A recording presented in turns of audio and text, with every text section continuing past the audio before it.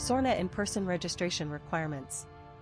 Title I of the Adam Walsh Child Protection and Safety Act of 2006, the Sex Offender Registration and Notification Act, SORNA, requires that a registered sex offender appear in person regularly to update certain registration information according to the following criteria. See 34 U.S.C. Section 20918. Tier 1 offenders must appear once per year for 15 years. Tier 2 offenders must appear every 6 months for 25 years. Tier 3 offenders must appear every 3 months for life. A sex offender must initially register in person in each jurisdiction where he or she lives, works, or goes to school.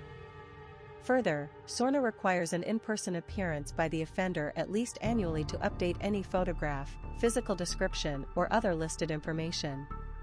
The following examples illustrate permissible means by which a jurisdiction can effectuate an in-person appearance with an offender as an alternative to the offender appearing in his or her designated sex offender registry office.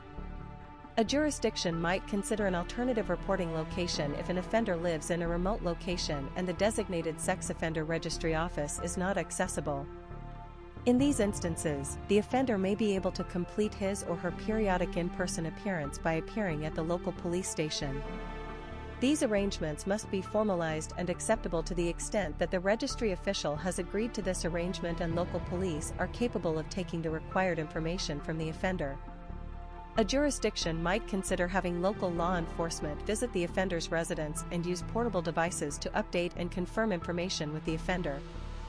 A jurisdiction might consider a procedure in which the offender calls in via video conferencing and a set of security validation protocols are established to verify the offender's location and the time and date.